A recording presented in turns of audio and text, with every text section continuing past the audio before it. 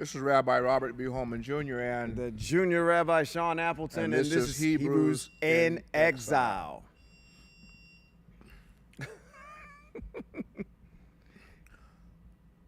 Shawn. Rabbi. There is a whole lot going on in our world that speaks volumes and connects with Scripture a lot, a ton. You and I speak before the people that are listening, and then there are people who are listening incognito. Mm-hmm. They don't want us to know they're listening, but they're listening. Yeah. Agreed.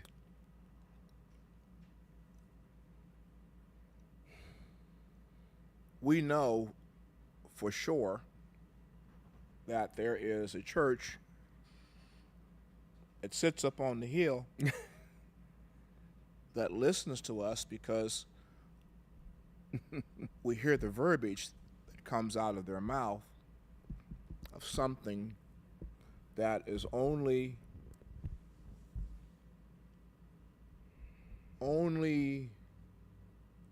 used often in this house, and I should go and really get a patent for it. You should. You should, because I've seen it all. Matter of fact, not only is it being spoken out of off the stage, but it's being plastered all over Sacramento. Truth Matters.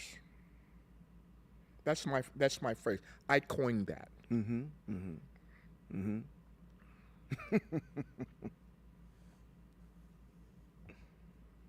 But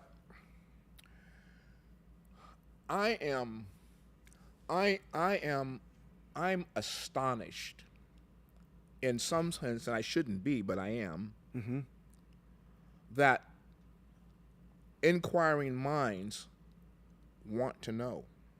Sure. I would think that, you've studied enough and been exposed at least to the Most High that you would want to at least know something a little bit deeper about the Most High. I mean, yeah, you can't. If you are preaching the gospel of truth matters, then evidently that's going to be something you're going to gravitate to. Yeah, well, when we say truth matters, you have to wrap that phrase around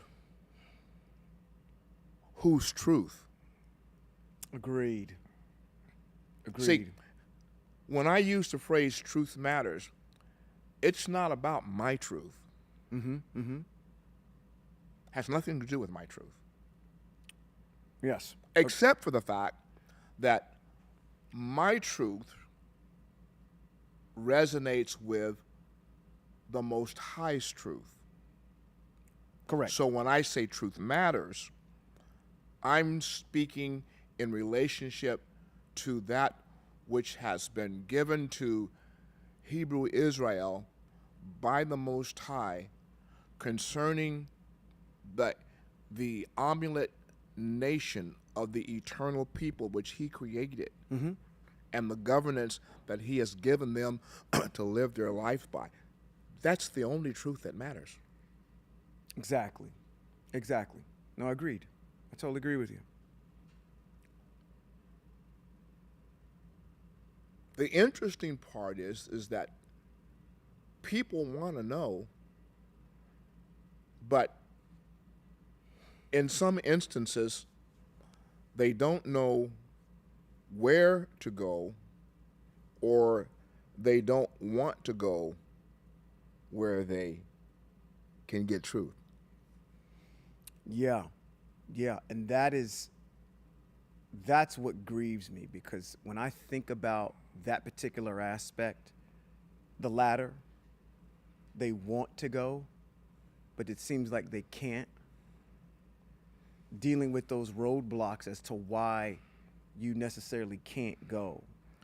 Like there's something that you're placing as more of a priority other than understanding a truth about a particular matter. That the cost of learning truth and acquiescing to truth and implementing truth into your lifestyle is going to cost you way more than you wanted to. That there's no quick, easy fix. That if you actually dip your toe into the depth of the Most High and go subterranean, as we try to do with the Most High, that number one, there is no turning back. I've never met well, I shouldn't say that. There's plenty of people that's come through these doors, been exposed to truth, and can't confront it. No, and you know that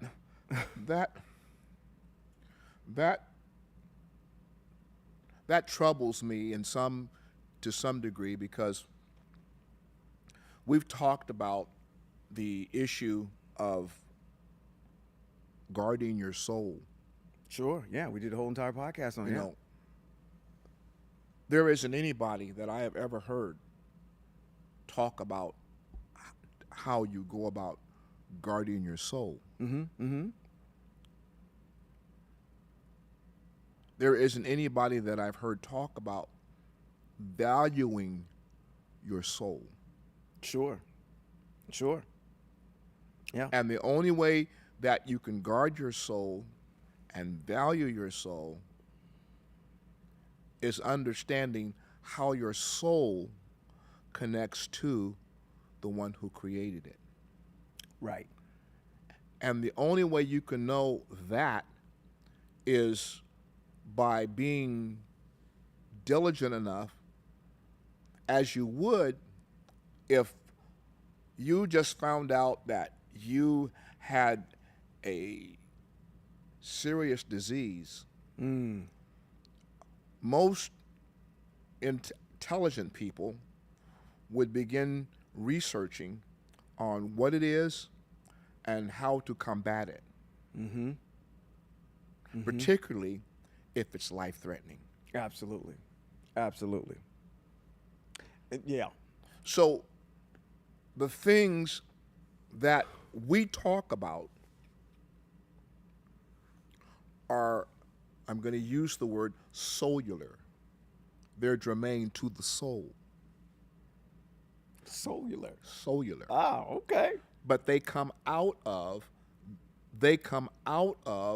the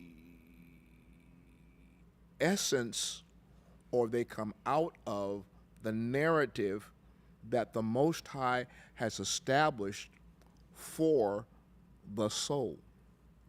So we talk about a lot of things. We talk about culture, we talk about a lot of things, but while we're talking about that, inside of those dynamics, there are cellular issues that are germane solely to the soul of a man. And the problem with that is, I really don't believe that too many people value their soul. And I say that because it's not a critical topic. You're not going to hear on Sunday morning or Wednesday night Bible study or Tuesday night Bible study you're not going to hear in any conference, you're not going to hear in any retreat a lesson on the value of your soul and how to protect it and guard it and value it. You're not going to hear it. I've never heard anybody talk about it. I've heard them talk about being saved. Okay. Yeah, that's a pretty... I mean, I'm saved. I guess that I'm saved. That takes care of my soul. No, it doesn't. No, it doesn't. It's like... it's like I don't know. I can't think of what I'm trying to think of right now. You know, it's one of these things where I think you just answered, or at least part of it, part and parcel, when you just said you're taught that, hey, you know, I'm saved, and that's enough. You don't even value like the things that, you know, that are really important to the Most High, that are tantamount to the Most High, which are the mitzvot and the obeying and walking in a lifestyle, because you've already been taught that someone else has done something for you. You don't have to worry about any of this stuff. Your ticket has been punched. You can just go about your day willy-nilly, and none of that stuff matters because everything was placed on a human sacrifice that was made for you. So there's no emphasis on that because of the fact that it's already been taken care of for you. That's a problem. It's yeah, it is a problem. It's a problem. I mean, let me see. One of the biggest things in the world that scares the bejesus out of anybody is to go get a diagnosis that you have cancer. Oh yeah. Yeah. That's the biggest. That's the C is the biggest thing at all.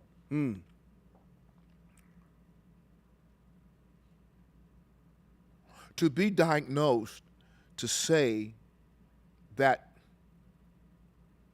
your soul has cancer. Yeah. Doesn't shake anybody. It doesn't because it doesn't carry the same weight, because when you talk about cancer from a natural physical perspective, it's immediately identified with certain death. Sure. I mean, when I was diagnosed with it, I was like, oh, wow. You know what? It's an eye opener, yeah. Yeah, I mean, I got like, you have cancer. I had a somewhat of a resolve, but internally, I was somewhat traumatized.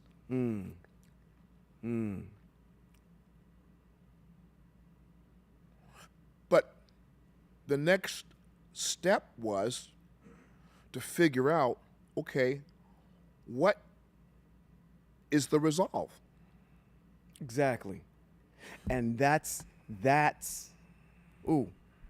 I'm sorry, I don't know if this is where you were going with this. No, it is. That's the question. That's the question. The question is, what's the resolve? Now, if I tell you that your soul has cancer, it doesn't bother you. It doesn't move you. You don't really care because as you stated, somebody else that really can't resolve it, you think has resolved it. And the interesting thing about this is that because I'm getting ready to make an analogy with you with that one. one of the things that's really, really critical with the C word is getting a late diagnosis. Yeah. See, when I had it early diagnosis. So they were able to get to it before it matriculated into my lymph nodes and what have you. But had it been delayed and it got into my lymph nodes, I probably wouldn't be here. And the point being is that when I tell you that your soul has cancer, that means that something has gotten into when you have cancer, something's gotten into your body that's creating that disease. That's correct. So something's gotten into your soul that's created a disease that is designed to kill you and separate you from the one thing that you think you have life in. Yeah. And the travesty, if I'm on the same wavelength as you with this whole entire analogy, is that sometimes when, at least, what's the one thing that we think of when we say cancer? as a remedy or a cure or a treatment that they tell you to go under, which is chemo. Yeah. And in the process of chemo is the idea of introducing poison into the body in order to kill that particular cancer. But and then the chemo becomes a greater destructor and breaking down of the body. so when you say that a person has cancer on their soul and they decide to take a treatment that's poisoning the body even more with the attitude that you're going to eradicate it out of the body. And that's the issue. That's what's happening in that comic book across the street. You're continuing to poison the body with something that you think is trying to cure it. Exactly. So here's what you do. Here's what happens. If you do not have good medical assistance available to you, and if you're really that serious about what's going on in your body, you might go, and if you trust your doctor, you'll accept his diagnosis. Sure. But a lot of people go and get a second opinion. And a third opinion. Yeah. Yeah. Because they value what's going on in their body, and the whole design of doing that is they're trying to find a source that's going to tell them and give them the peace of mind, I'm not going to die from this. Right. Or I am going to die from this, and I need to know how much time I have with it. A late diagnosis, you don't have a lot of time. You don't. And as you're postulating there, the issue that is resonating in my mind is that you will do that with your own physical body. But like you're saying, But you when it comes to your soul, you will not get that second and third opinion. You'll go to whatever you in right now and say, that is the answer. And that ain't it. you see, let's take another diagnosis, okay? Most people, a lot of people that have sugar, They call it the sugar, yeah. there used to be the verbiage, well, I just got a little sugar. Yeah, yeah. And it was kind of just cast off, oh, I just got a little Yeah, sugar. the folk in our culture know what the sugar is. Yeah. But sugar diabetes is another, they really call it the silent killer. Because you have to stop doing something. You have to stop doing something and get your body back in a place where it can survive what's happening. But the doing something is connected to something that I like, which gets back to the analogies of the soul. See, the doctor says, well, you're going to have to stop eating starches, and you're going to have to stop eating sugar. Now, But I like starches, and I like sugar. what is the doctor telling you to do? Inherently, he's telling you to do a mitzvah. He's not saying it, but he's telling you to do it. In our text, the Most High has created this body, and he tells you what to put in it. What is he telling you? You're going to have to get off all this stuff that is polluting the body. The body is telling you, because the mitzvot are been applied to that body. I was explaining to my brother over the weekend, I said, when the body was made on the 6th day, the Most High assigned mitzvot to it. Meaning, that body is going to do what it's going to do whether you like it or not. It's going to grow up. It's going to go through puberty. It's going to, if you're a woman, it'll go through changes and you'll go through menopause and all those types of things. The body has a thing that it's going to do. And ultimately, it's going to get old.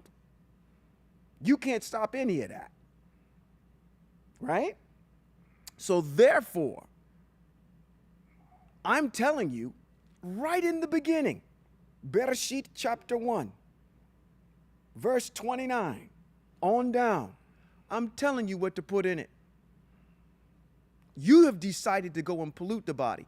The body is telling you through the mitzvot that the mitzvot have been placed on the body to say, hey, listen, this is how this body is supposed to function. And anything that's foreign in it, I'm going to let you know. I'm going to let your spirit, I'm going to let your soul know that something that you're putting in this body is wrong because it's violating the mitzvot that the Most High made for it. So what is the doctor inherently telling you to do? Eat healthy? What is that? What, follow the mitzvot of the Most High? Well, here's the problem that we're dealing with. You know, we get back to this issue that we open with. Truth matters. Truth matters until it gets in the way of my lifestyle. Absolutely. Oh, that's so true for a lot of people. My lifestyle defines for me how I'm going to function. And how I'm going to function has nothing at all to do with any mitzvot that are tied to the Most High in relationship to the norm of most people. First problem, they don't know what a mitzvot is. True. 2, they don't know what the Most High teaches. Mm-hmm. And 3, they are under the control of a chemotherapy treatment that's named JC. Yes. It's a great analogy. Yes, absolutely. And JC's going to fix it all. Well, it's interesting that a lot of people that take chemo doesn't fix it all. Sure don't. And they die taking chemo. Mm-hmm. So chemo didn't get it done. Nope. Nope. Sure didn't. And JC's not going to get it done for your soul. Because JC is not the author. He's not the originator. That's correct. Of the things that are germane to the human being that was created by the Most High El. Correct.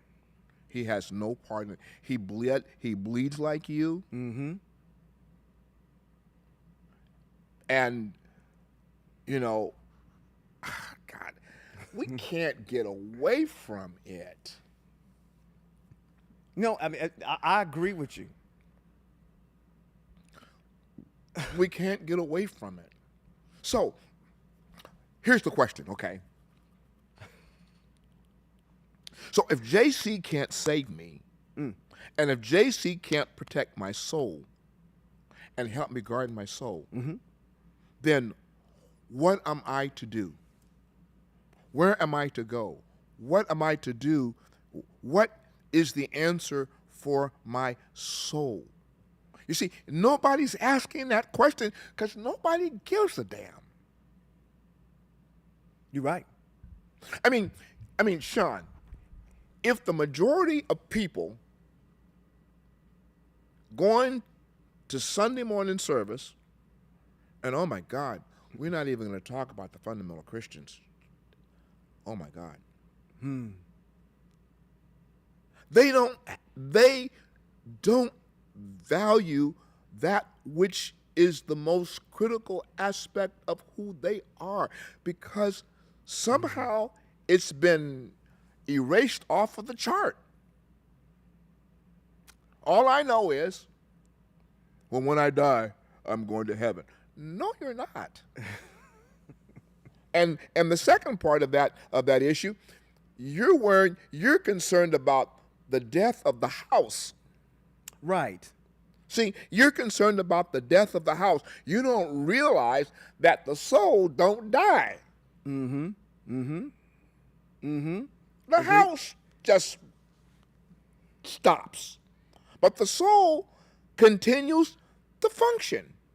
It continues to reside in a state in a holding place, awaiting a time when it's going to be resurrected for judgment.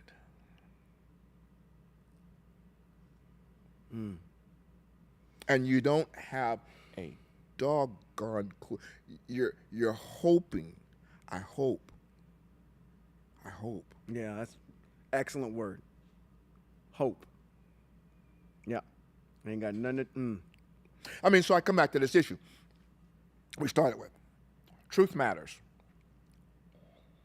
Inquiring minds want to know.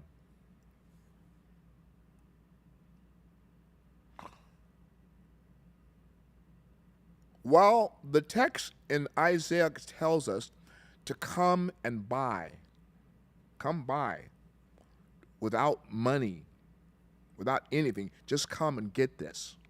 It's free. Yeah. It's free. Yeah.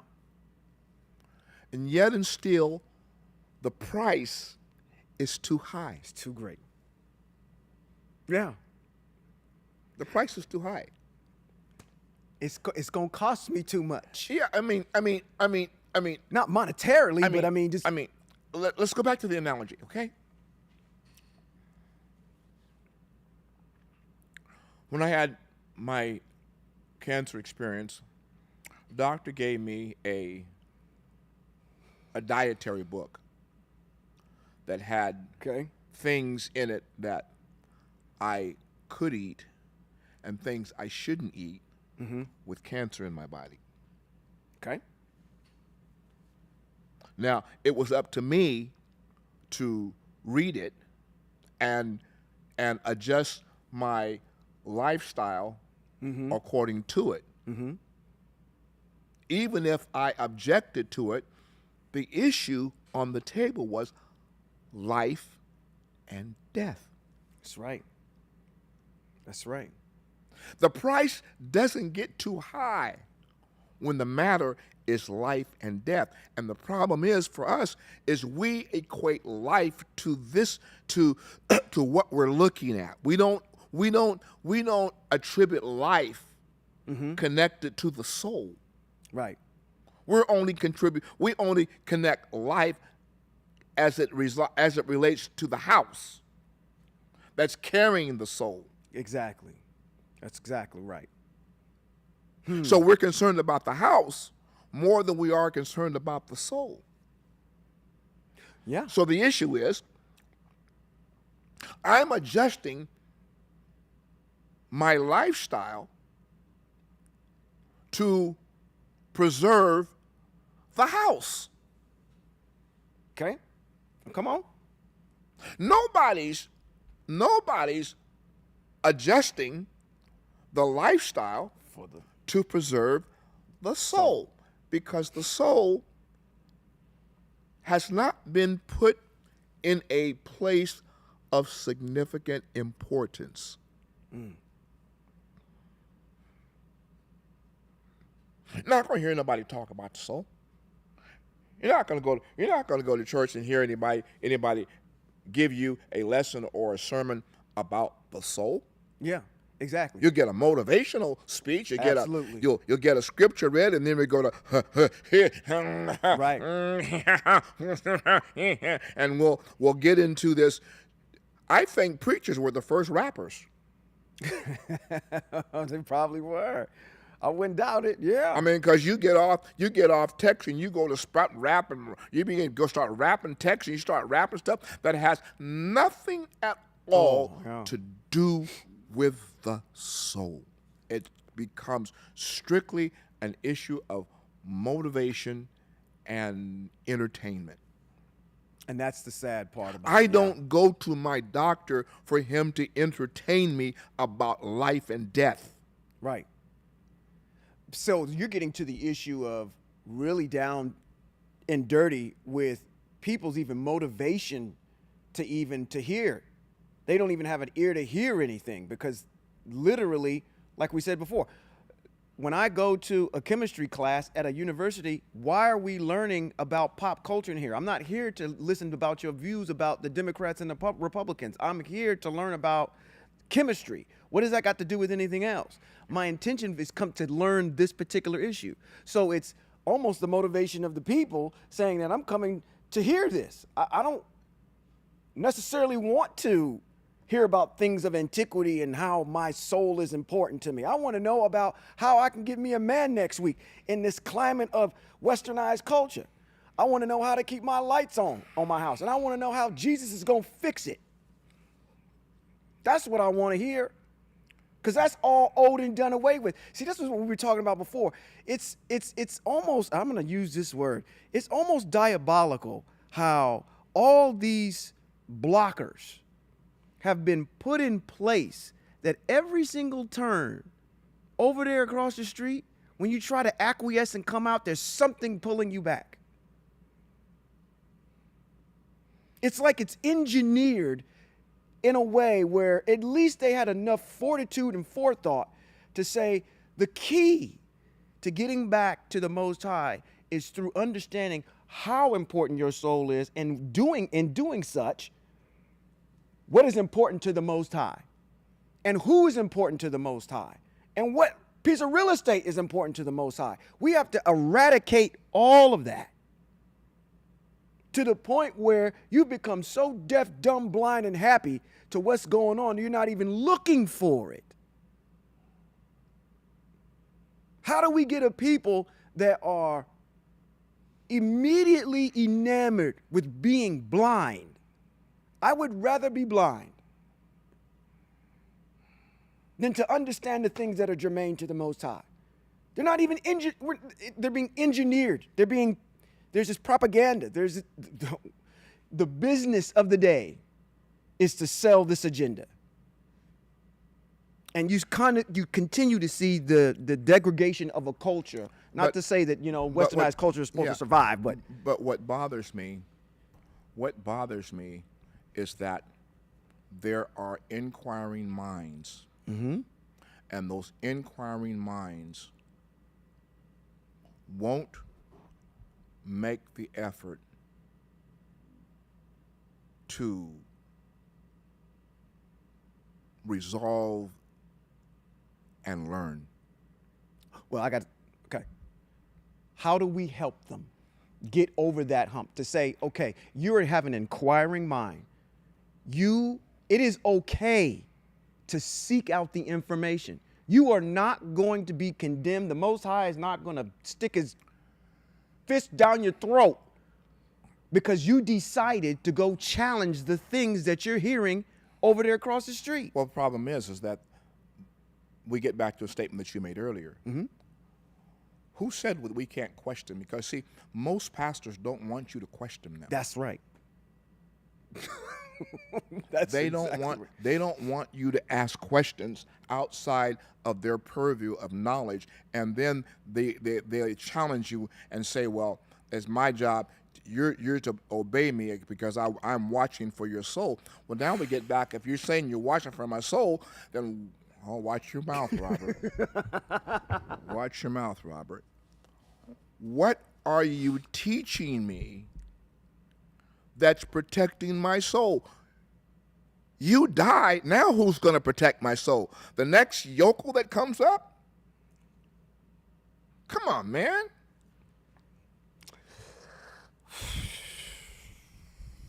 Come on, man. Yeah.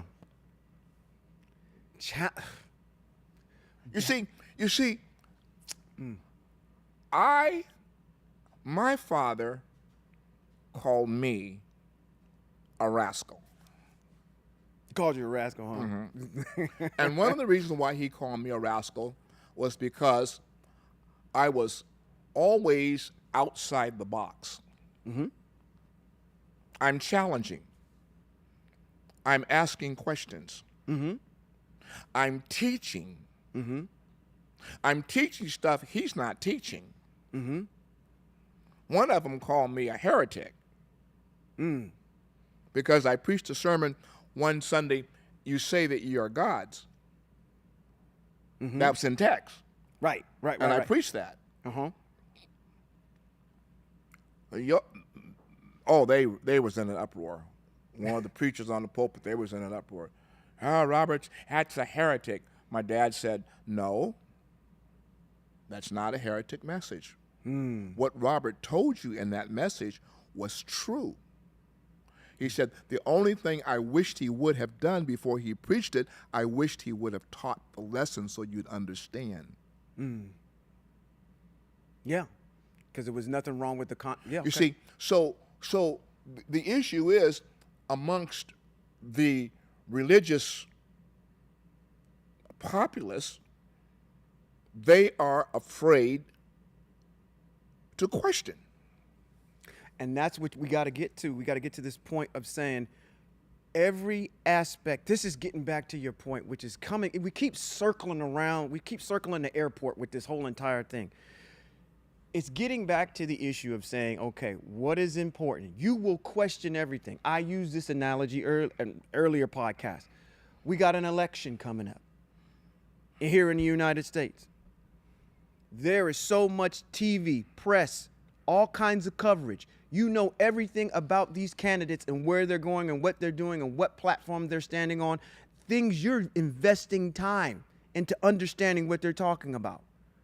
But again, when it comes to the issues that are germane to your soul, you won't ask those same questions because somehow somebody is supplanted in your mind that asking the simple question, why? You said it earlier off camera. Individuals know, but they won't take that step forward to go and seek the information. My creed moving forward from here on out is I'm not trying to convince anybody of anything. No. I'm going to give you the data. No. I want you to own the data. I want you to do the research for yourself and find it out for yourself. Just because somebody's on some stage with some microphone in some pulpit or whatever, don't make it necessarily so. No. And here's the issue. Kenya, I hear you. The people are taught not to question God. But he's not the one being questioned. Exactly. It's the ones who are speaking for him that are being questioned because they don't know squat about the Most High El.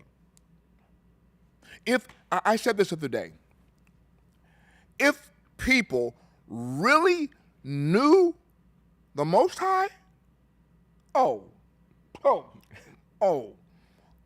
their attitude in life would be so much different because he is the one that has the authority to give life. He has the authority to take life. So they're afraid. They've been taught not to question God. But they're not questioning God. They're questioning what you said about God. Right. Because it don't line up. Because it doesn't line up. And then you give some half cockamamie answer. I need to go no further than an example we gave before. Pastors are on a stage and they're asked people, the people in the audience are asking. They had this little soiree, this little charrette going on where they said, we're going to answer the questions of the people. And as they're answering the questions of the people with their laptops on stage, a question arose.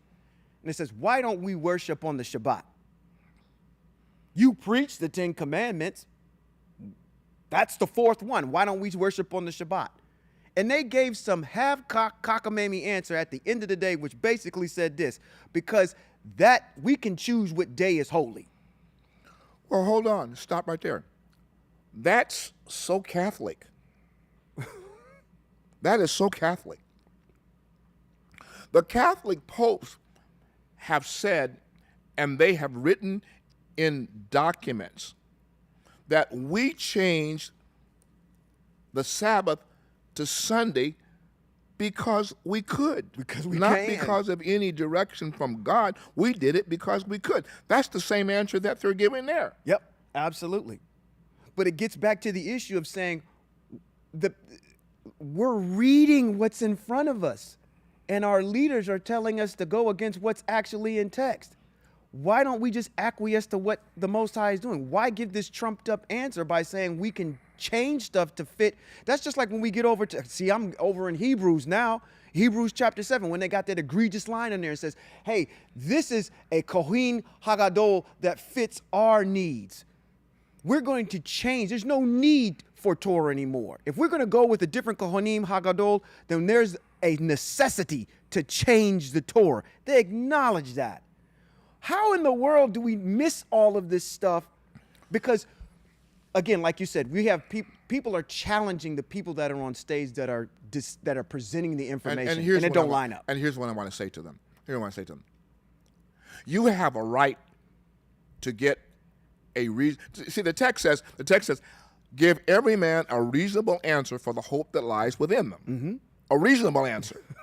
Not a concocted answer, but a reasonable answer. That's something that makes sense. That's over in their text. Mm-hmm. See? Mm-hmm. But they can't do that because they're too far down the rabbit hole themselves. Right. You see? And so when you talk about things that are germane to spirituality, they get spirituality mixed up with religion. See, you are a spiritual individual, whether you want to claim it or not. You are a spiritual individual because you have been made by the Spirit and you have Spirit DNA in you. Very true. Now, because you don't know what that is, doesn't negate the fact that you are. Mm-hmm. Mm-hmm. Mm-hmm.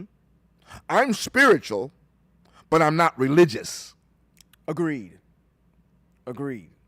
And I'm spiritual not because I follow the mitzvot. I'm spiritual because I was made by the Spirit, and the Spirit has put a certain component within me that when it awakens, it wants to be connected with that which has made it, which is spirit.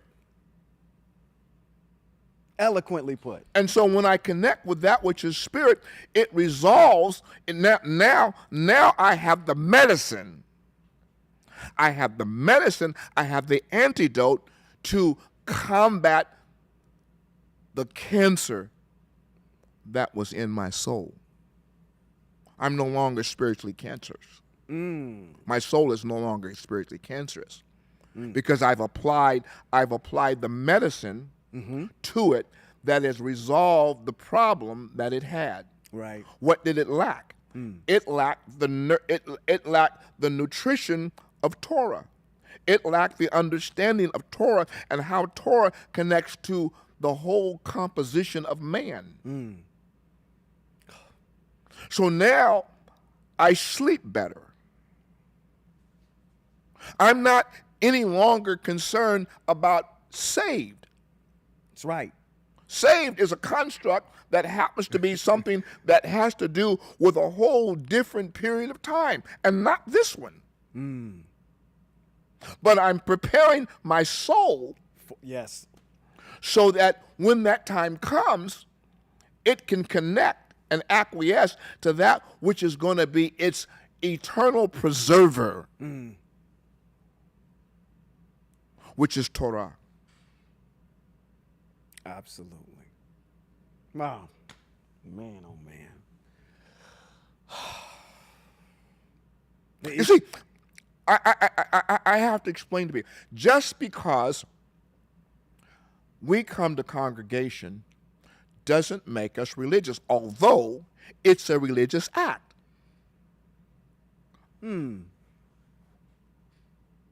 I religiously get up every day and wash my face.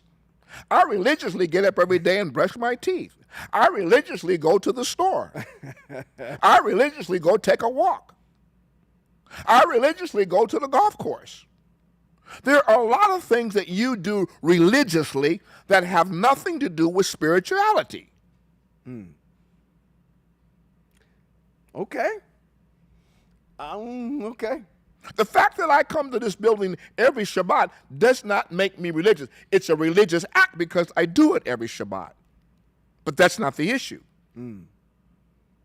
It's okay. I function in a religious norm because so much of life is religiously done. I understand you.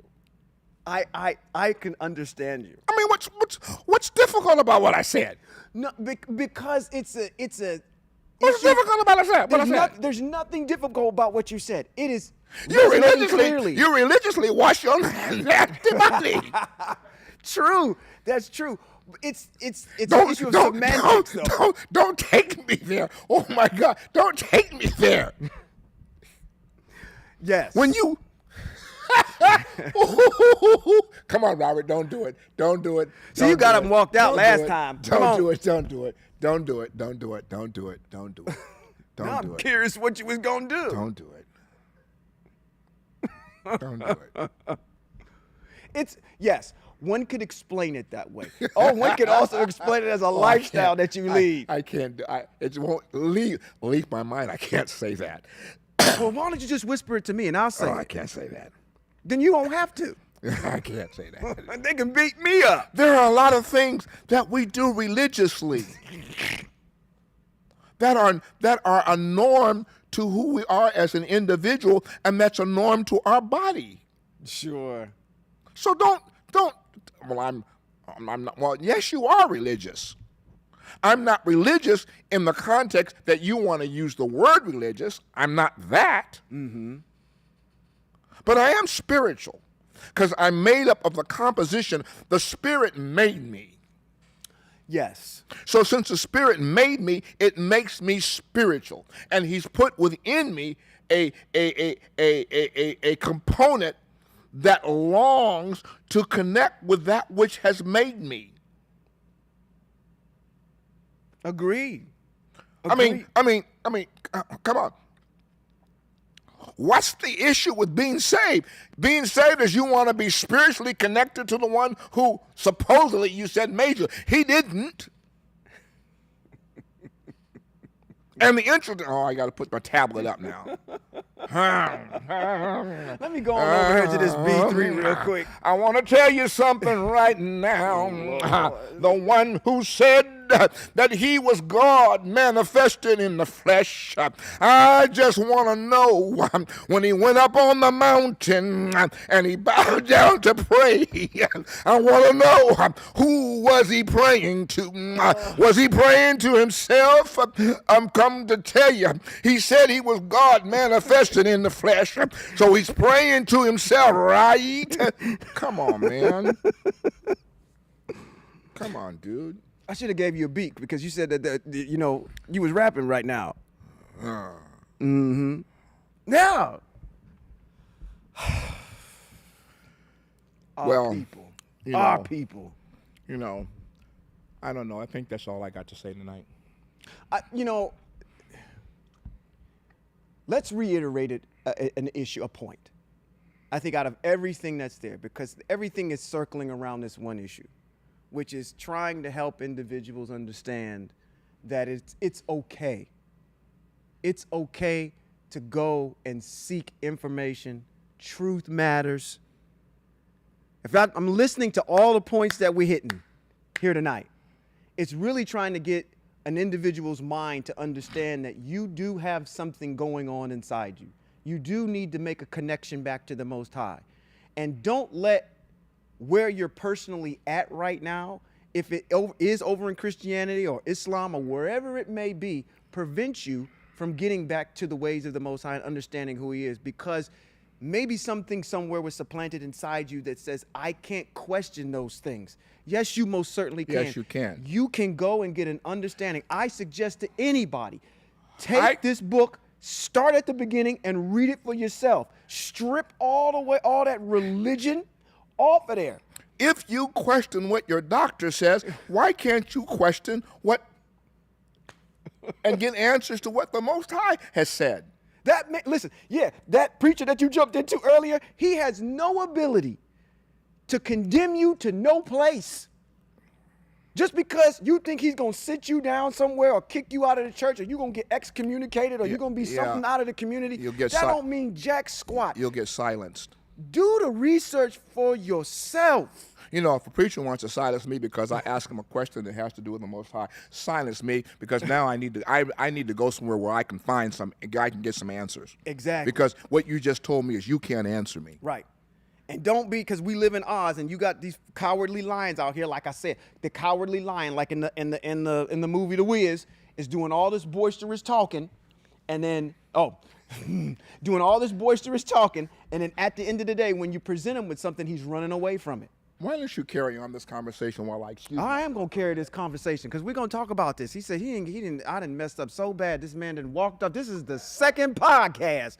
He done walked off because of something I said. We live in Oz. I'm gonna talk to you just like you in front of me, even though I know you're not there. We live in this issue of Oz. And Oz is obviously this fictitious place. We have individuals, and I talked about that. We have individuals that are boisterous about what they know. But again, when you place truth at the front door, they will run like a coward. If you are at a point where if anybody challenges you on a text and you got to run to your pastor, your deacon, there's a problem that's there. I asked the question, and I will continue to keep asking the question. If it's an issue about being saved, if your soul is what is so tantamount to you, and you don't want to die and go to hell, let's deal with that issue for a second. When was hell made and who made it? Because I read in text that the Most High made everything in the first 6 days. So if hell wasn't made, or the Most High just forgot to mention it through his servant Moshe, then who made it and when was it made? Hell doesn't even show up until the New Testament. If you can't answer that question for yourself and you got to go ask somebody else, that's what I'm getting at. That's, I think, the point that we're trying to make up here. If you've got things that are over there in the New Testament that are not jiving, you are owed a reasonable explanation. And the best way to get that explanation, I'm going to tell you what, is you got to go all the way, roll the clock back. Roll it all the way back. Start at the top. Let's strip everything out. Listen, this is not so difficult. It's not rocket science over here. When the Most High says, observe the Shabbat, the seventh day, and rest on it, you don't need a schematic to understand when the Shabbat is. Now, there may be some question about interpersonal issues about what you consider work, laborious work, creation work, all those types of things. But there is no question that the Shabbat is set aside as a holy convocation and the day that you're supposed to observe it. There are things that are over there that are easy to understand. But then when you have this doctrine that goes ahead and tries to eradicate it, you'll never get to a point of understanding a truth about the Most High and give you some type of understanding and a deeper subterranean connection with the Most High. You'll never get there because everything is so surface. All I'm saying, I'm not getting into debate. I'm looking at the camera because I'm going off. I'm glad you came back. I am not getting in a debate with anybody. I am presenting the data upon which I've read in this text. Presenting it, I expect you to do your own research, do your own expository research on the text. Find out for yourself. That way you build confidence in what you know, instead of relying on some man to tell you what it was. You let the Most High tell you what it is. And in that way, you can go back and say, listen, I can take you to the street, address, or where that can be found, and that's the way I live my life. Not through some contradictory text that's over here that I can't explain, and I got to go run to somebody else. You wouldn't be surprised that happen. I know people out there, y'all watching on that video scope, that you got people that you will challenge them about stuff that's over there in our text, and they will run from you. And that's the bottom line at the end of the day. Own the information. Be unmoved about asking the simple question. It's a 3-letter word. Why? why. Get an understanding about why, and this whole entire text will open up to you. Listen, I have talked, this, what I'm talking about and what we're talking about is something that is very high on Yahweh's list of importance. Mm-hmm.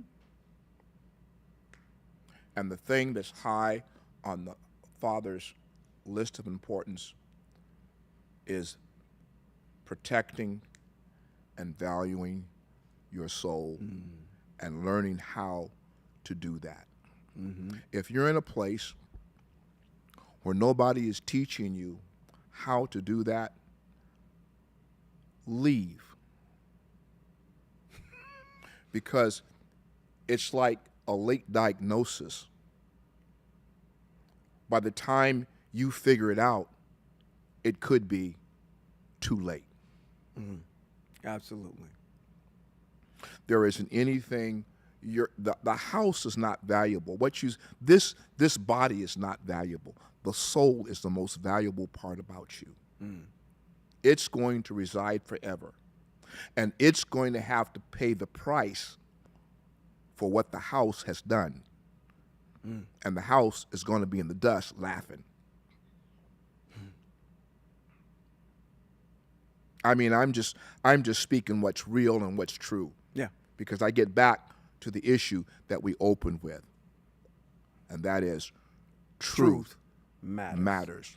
The question is, whose truth?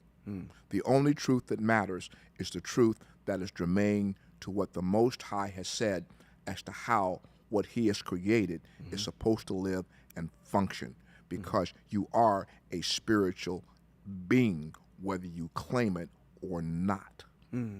You are. All if you're not praises. spiritual, why are you praying? Why are you praying? Why are you praying to the Spirit if you're not spiritual? What do you want? What do you want to happen? What do you think? What do you think? Who do you think the Most High is? He's not a man. He's a spirit. And they that worship Him will have to worship Him in that facet of truth matters. They that worship Him will worship Him in spirit and in truth. I mean, hey, not in error, in truth. But you're not getting truth. You're getting error. And I'm sorry, I speak to you like a prophet. You're getting error. And the Most High hates it, because He's watching the destruction of His people over error. And because the leaders refuse, the Kohanim, the leaders, the pastors, the teachers, they refuse to study for truth, because they want to be like everybody else. Let me see how many people I can bring into my building. Let's see how much money I can bring into my building. That's not what's important to the Most High. The day is coming where that's not going to matter one bit. And all the while, your soul is taking chemo that eventually is going to kill it, because nobody's teaching you how to value and protect the most intricate part of who you are, your soul. Well, that's all I got to say tonight. I'm sure some more is going to come up, but I wake up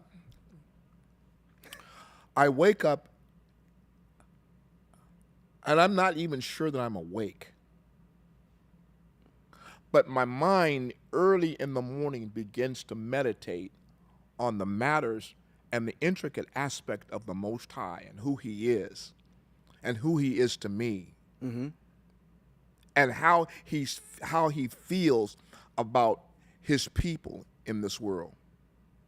You know, I've been studying and teaching out of the book of Isaiah, and Isaiah is just Yeshayahu 40 chapter, starting at chapter 40 to the end of the book, just starts to capulate your mind to understand really how the Most High really feels. And I wake up, or I'm not awake, I'm somewhere in the twilight zone of thought, and I start meditating on the things that are germane to the Most High and his people. And it disturbs my spirit to watch them fumble around and bumble around in a theology that wasn't even designed for them, and serve an entity that wasn't even designed for them. And understand that they don't even know who the Most High is, and despise the mentioning of his name, Yahweh. And will correct me when I say there is no name given among men whereby you can be redeemed or saved other than the name of Yahweh. They will correct me verbally. Jesus! I go, oh my God, you just profane and blaspheme the name of the Most High, and you don't even know it.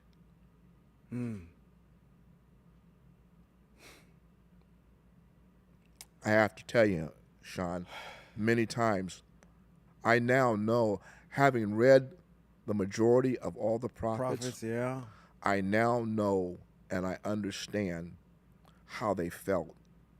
I understand Lamentations very well. I understand why Jeremiah was called the weeping prophet. Yeah. It's hard. It's hard. He's looking at his people and he's trying to figure out what in the world is wrong with you all. What's wrong with you?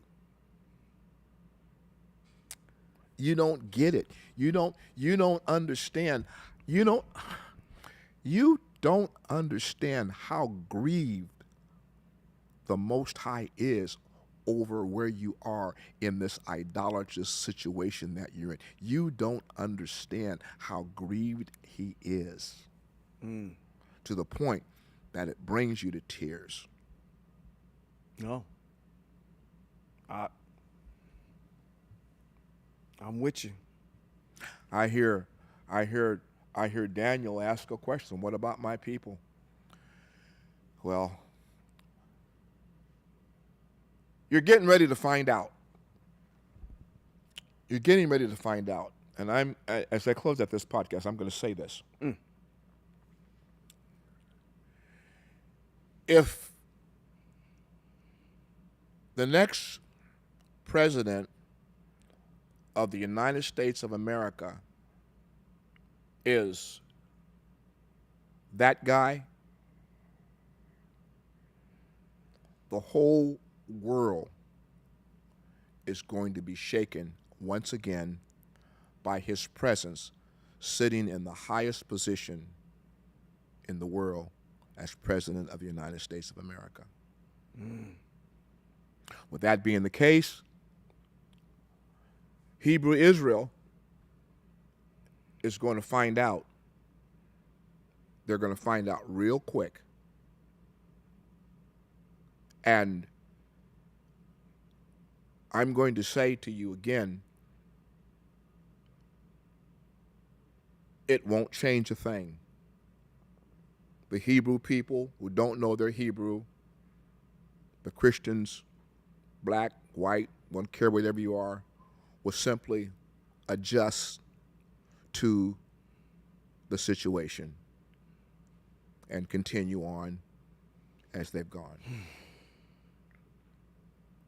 My prayer is that I hope that the Most High does not judge us that way, Because in text he says, I will give them leaders after their own heart. Mm-hmm. I would hate to think that the majorities of the population of the world's heart is that wicked. Mm-hmm. He destroyed a whole people because of wickedness. If he did it once, he'll do it again. Absolutely. Absolutely. You know, every great nation that thought they were all that in a slice of bread have fallen. The United States of America is the next one to fall.